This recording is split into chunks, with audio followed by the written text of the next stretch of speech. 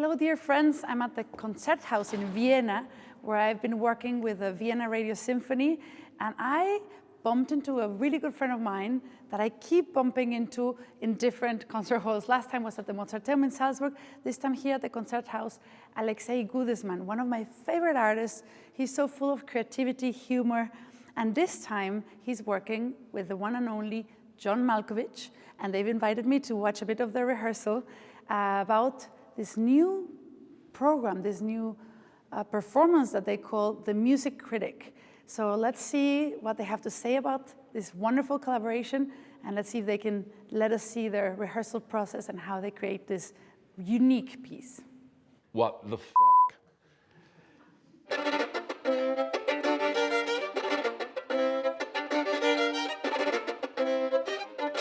Strange passion, unhealthy taste for noise, a big, bad nothing. The beauty of it in the Music Critic, the work we're doing, is before John basically rips it apart, we use real critics in order to highlight how much some of these great composers in this amazing music was partly hated at the time, or at least criticized. The form itself is decomposed.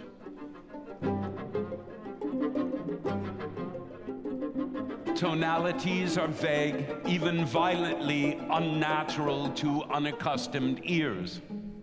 Aleksey, who conceived this and came to me with this idea, which I thought was just a fantastic idea, because more than being about critics, I think it's about music.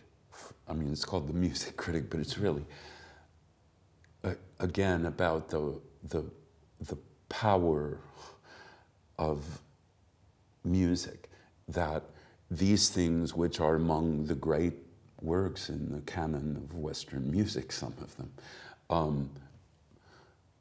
they were obliterated, destroyed.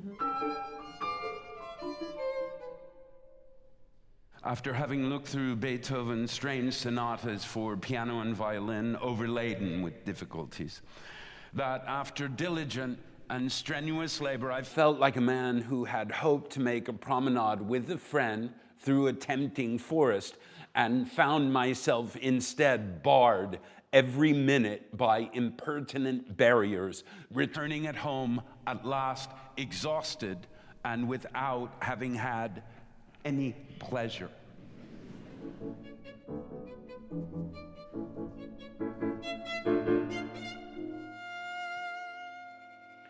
It is undeniable that Herr Beethoven goes at his own gait, but a bizarre and singular gait it is. When you put yourself in the public square, this is what you get sometimes. It's not always, tropical drinks on the veranda. I'm going to remember that. Well, it is for Alondra. For Alondra, it's always tropical. Are you serious? At Cannes, it's not. There is work, there's heartbreak, there's sorrow, there's failure, immense failure, often relentless failure. And that's the beauty of it. And that's the beauty of it. You know,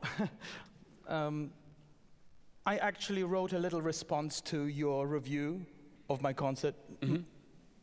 May I read it to you?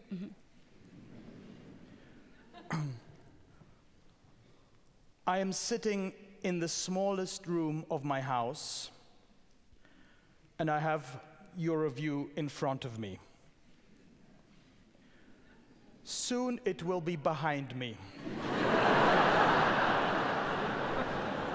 I feel that the music critic and the artist, in a way, never speak. It's like they're all out there. We don't know what they look like. They know we're out there, and then we have this relationship that really affects each other. We affect each other. Yet, so I love that you're breaking that, because it's like, let's talk about this.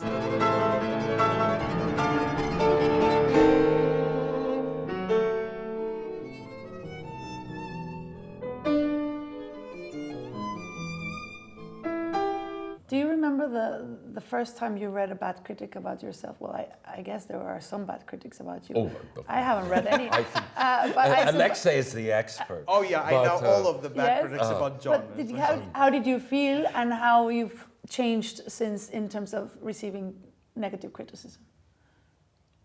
You know, you get older and you understand, you just have to accept. You may not like it. I don't think people like it.